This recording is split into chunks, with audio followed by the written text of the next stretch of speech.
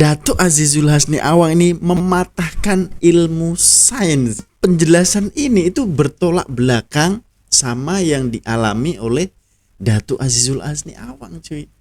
Wah, cuy, gila, ternyata sepeda itu yang dipakai, bro, itu bisa beli rumah ini, bener ya. Hai, hello guys, assalamualaikum, salam sejahtera semuanya, cuy. Apa kabar ya? Semoga selalu dalam keadaan baik dan semoga selalu Anda dilimpahkan rizkinya, diberkati umurnya, dan diberikan rizki yang melimpah, dipermudahkan segala urusannya. Amin. Oke guys ya, selamat berujung minggu. Dan kemarin kan 1 Mei ini My Day guys ya. Jadi respect ya, sebab tanpa ada pekerja-pekerja ini tidak akan apa ya guys ya, tidak akan maju bangsa ini gitu guys ya. Respect, semoga semuanya keadaan sehat dan semuanya gajinya naik. Woi, mantap bener guys ya. Oke, di sini kita belum lagi move on ya daripada Datuk Azizul Hasni Awang guys, yang kemarin tuh dapat emas guys. Dan itu memang gimana cuy ya, nggak dijangka-jangka cuy, sebab beliau ini duduk di belakang gitu. Las-las satu saat aja itu telat, wih, nggak jadi nih dapat emas ini guys. Dan itu berkali-kali ya. Kalau maksudnya itu adalah skill Datuk Azizul gitu loh guys, yang dimana itu memang skill dia itu bukan kaleng-kaleng bro ya, last minute, bukan last minute, last detik, last saat guys, dia bisa mencapai kejayaan ini. Respect, salut aku guys ya. Dan kita akan gali informasi lagi ya, kenapa pingat emas Azizul Hasni adalah lagi gila dari kita sangka guys. Link ada di deskripsi untuk teman-teman yang mau nonton videonya langsung. Tak perlu beli masa lagi, kita simak videonya guys. Let's go.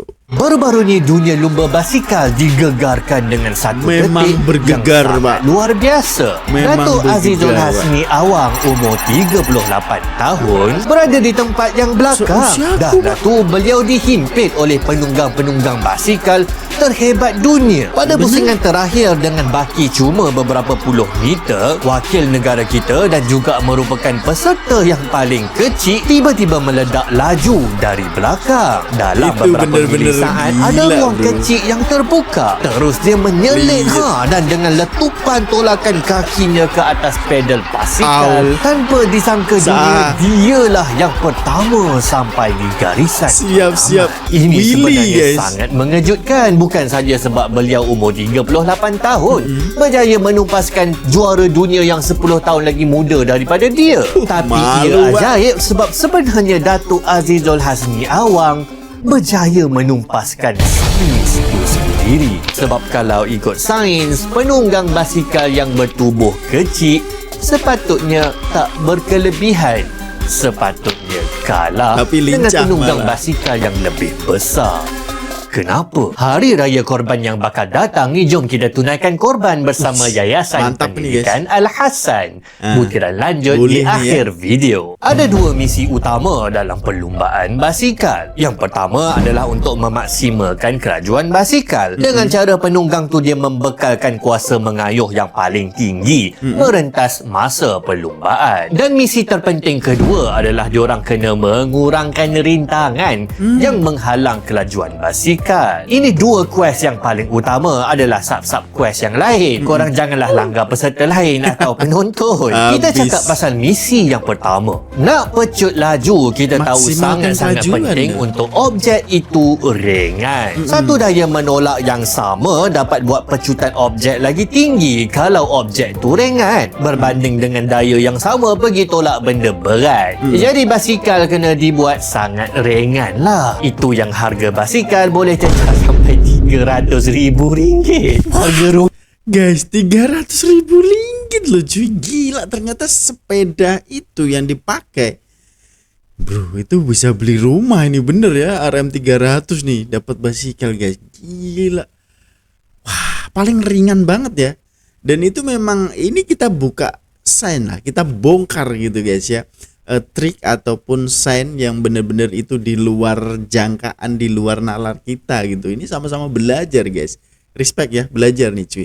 Jadi tonton sampai habis. Lanjut.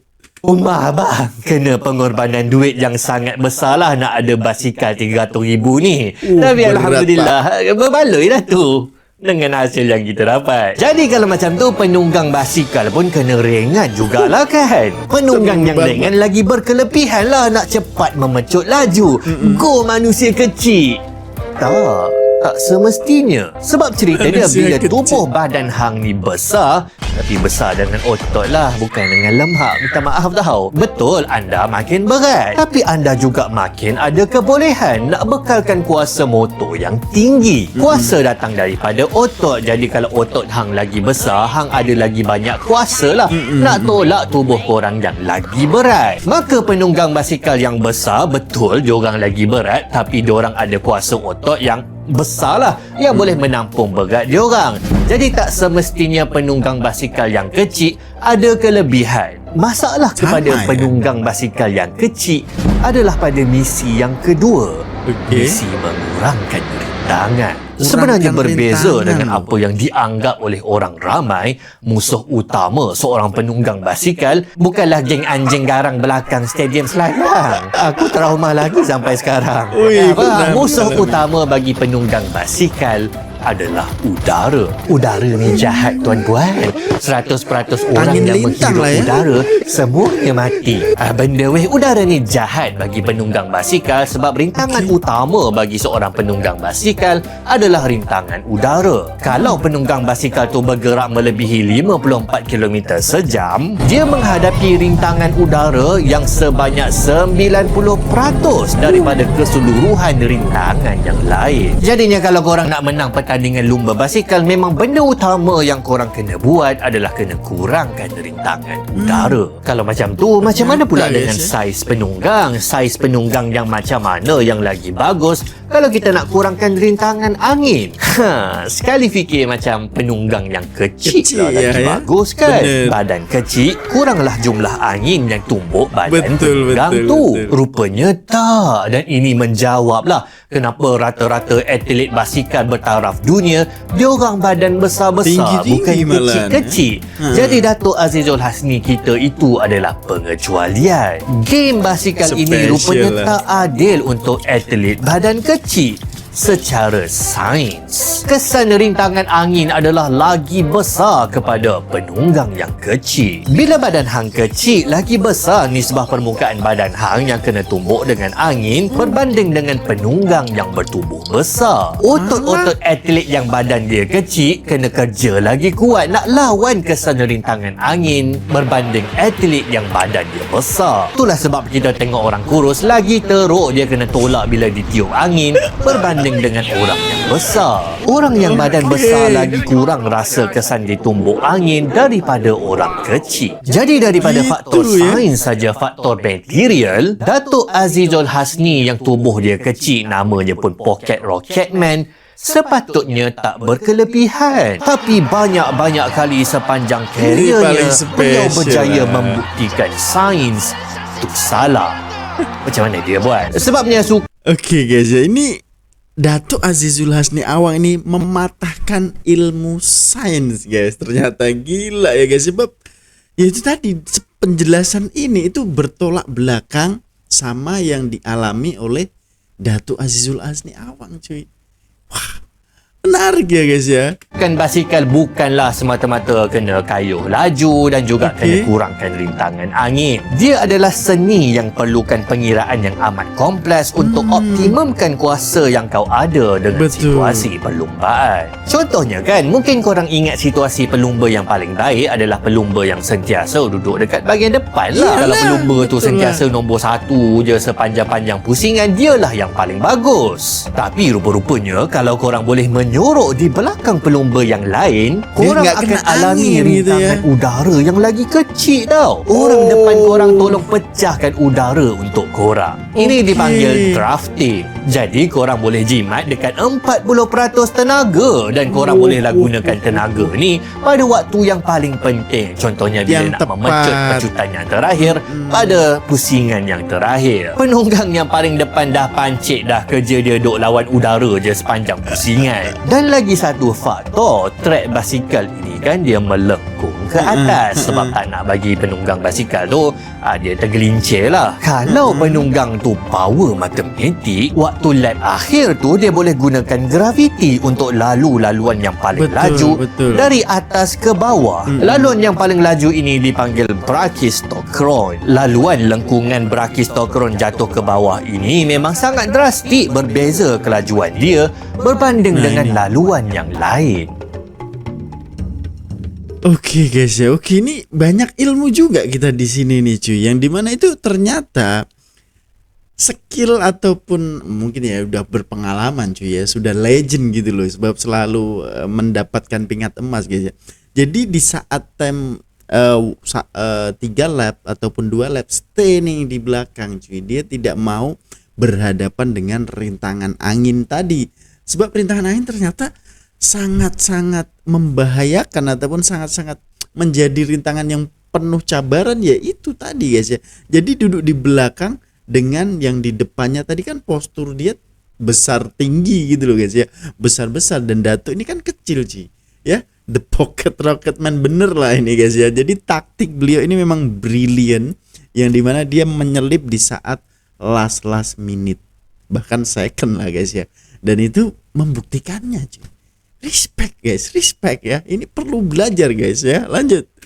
Teori saya, gabungan dua teknik inilah yang buat Dato' Azizul menang. Walaupun atas paper sains tidak menyebelahinya. Kalau kita tengok video, kita dapat perhatikan Dato' Azizul gunakan teknik grafik. Dia duduk di belakang penunggang lain. Penunggang lain yang badan dia orang besar tolong pecahkan udara untuk dia, supaya Dato' Azizul kurang gunakan gak kena langsung guys, rintangan udara lah. Lepas tu kan, kalau korang tengok, ada benda menarik yang dilakukan oleh Dato' Azizul. Saat terakhir sebelum sampai ke garisan penamat, beliau adalah penunggang yang berada di kedudukan paling tinggi pada trek. Lepas tu beliau pecut di saat akhir dengan beliau turun, ditarik oleh sahabat paling akrab semua penunggang basikal, iaitu graviti. Beliau dapat pecutan yang disokong oleh tarikan graviti turun daripada trek. Nak buat manuver pada saat akhir ini pada kelajuan yang sangat tinggi memang sangat-sangat susah lah. Tapi hey, badan dia kan kecil, jadi cuy, itu kelebihan dia. Menyelinap lah guys buat. Jadi itulah dia sedikit sebanyak penerokaan awal saya bagaimana Dato' Azizul walaupun tak berkelebihan dari sudut sainsnya tetap berjaya menjadi juara. Dan dah pasti ini tanpa menafikanlah faktor lain yang sangat penting bagi seorang atlet, iaitu semangat dan psikologi yang langsung tak kenal erti kalah walaupun sudah puluhan tahun beliau di arena ni. Jom kita sertai korban dan akikah bersama Yayasan Pendidikan Alam. Oke guys, ini ada korban dan akikah juga guys ya. Jika kalian berkenan nih, berada ajar ini channel beliau guys ya, dan itu ya membuat ini cuy, apa ya, campaign gitu, bukan campaign sih ya, ini korban dan akikah. Jadi teman-teman yang mau berkorban boleh juga nih di sini guys ya. Oke, kita lihat nih strategi Dato' Azizul Hasni Awang nih guys ya. Oke, dia tadi kan berbanding dengan laluan yang ikut gravity ini, ternyata di last minute-nya itu mengikuti guys dari atas. Kirain kan kemarin kita kenapa nggak naik atas gitu, tapi lebih berat, dia langsung turun terjun ke bawah guys ya. Dan ini memang bener-bener ya cuy, kalau kita lihat kan guys, dia duduk di belakang dan ini kan postur dia ini besar cuy, dan beliau ini selalu aja duduk di belakang orang-orang besar ini guys. Jadi ini adalah salah satu strategi yang benar-benar brilian banget. Kalau di depan nih aku yakin guys ya, kalau menghadapi angin of course pasti itu berat guys ya. Sebab itu sekarang ini MotoGP ke apa semua dia buat aerodinamik gitu loh guys ya. Jadi biar tidak langsung kena angin. Jadi angin tuh bisa gitu. Maksudnya itu bisa apa ya, se-aerodinamik mungkin lah. Jadi tidak langsung menepis gitu guys. Sebab itu sekarang kan kereta ataupun apa desainnya kan macam tuh cuy ya. Dan ternyata bener nih guys. Nah kita lihat nih. Nah kan, ini nggak kena angin pak, serius pak. Angin ini kena bahu ini ya, orang ini, kemudian juga di belakang kena. Dan di beliau ini langsung nggak kena guys, sebab beliau kecil kan. Kecil-kecil cili padi Pak ini Pak. Nah ini di sini juga nggak kena nih. Pinter banget nih guys. Keren loh ya. Sebab itulah ya bisa menjadi di last minute langsung dia pecut habis nih guys. Kita lihat nih. Ini dari atas nih kan. Nah kenapa dia tidak masuk ke sini? Dan ini pun bahaya banget guys. Sebab kalau kita lihat nih ya di kondisi ini macam mana nak menyelit Pak. Serius Pak, ini rapet banget dan itu di kelajuan yang tinggi loh. Ya, jadi bukan mudah loh Pak ini Pak. Tapi beliau buktikannya. Nah, pinter banget. Respect guys aku di saat ini guys ya. Keren loh. Gila. Di saat pecutan ini memang bener-bener oh wow, semua orang aku yakin guys terpana ataupun terkagum-kagum ya. Boleh dikatakan gila gitu loh. Nah, gila banget Pak ini Pak. Serius Pak, di saat celah kayak gini tuh beliau bisa loh. Nah kan, nih dari sini untung aja nih guys ya. Berada ini tuh bagi jalan nih. Kalau enggak pun sulit juga kan. Langsung aja dipepet masuk ke sini Pak. Gila. Mematahkan Sain betul lah guys ya. Dan hasilnya ini bukan kerja mudah dan ini bukan kerja 5 tahun ataupun 8 tahun guys ya. Jadi beliau ini sudah bener-bener lama di bidang ini, sudah legend Pak. 38 tahun Pak. Itu seusia aku guys. Aku aja udah pancut guys kalau naik basikal seperti ini Pak. Tapi beliau ini respect aku. Ya dengan kegigihannya walaupun pernah cedera guys ya, kena kakinya guys ya, cedera, dan itu aku yakin pasti masih ada bekasnya, tapi tetap loh membawa harum nama Malaysia. Itu gila bro. Itulah semangat juang yang tinggi. Jadi ini apalagi di Malaysia itu sendiri guys ya, tempatnya dan penyokong penuh. Berkobar-kobar guys, kita bagi jadi. Keren banget dong ya. Jadi sedikit sebanyak nih guys, kita udah belajar ya di sini antara Sain dan ternyata memang bener-bener masuk akal guys ya. Tapi Datuk Azizul Azni Awang ini seolah-olah mematahkan Sain gitu loh. Jadi untuk teman-teman yang lebih paham boleh komen lagi di bawah guys ya, pencerahan Anda seperti apa. Kalau bagi aku sih ini adalah salah satu kerja keras yang bener-bener bukan mudah Pak ya. Serius bukan mudah sebab lawannya ini dunia loh Pak. Dan kita lihat postur tubuhnya aja kita minder gitu loh. Tapi ini buktikan ya, kecil-kecil cili padi dan bener-bener the pocket rocket man. Respect ya. Jadi semoga aja timbul cendawan tumbuh nanti untuk atlet-atlet yang macam ini agar bisa mengharumkan nama bangsa dan negara guys ya. Sejujurnya nanti kalau di Indonesia pun pengen banget dong ya punya atlet yang seperti ini kegigihannya. Sebab ini kan biasanya orang kalau juara mungkin ya satu, ini berkali-kali loh Pak. Gila gak tuh guys. Jadi semoga aja kita maju bersama lah dalam seni olahraga bola, dalam atlet ini guys ya. Semoga kita saling bersama, maju bersama. Malaysia punya Kirin, Indonesia punya ya mungkin badminton ya. Malaysia badminton juga bagus itu. Jadi sama-sama kita jaga sportivitas, kita jaga perdamaian gitu loh guys. Gini dong ya, sama-sama membanggakan lah guys ya. Tinggalkan komentar terbaik Anda. Mungkin sekian dulu untuk perkongsian kali ini. Jumpa di video hadapan guys. Assalamualaikum warahmatullahi wabarakatuh. Bye bye.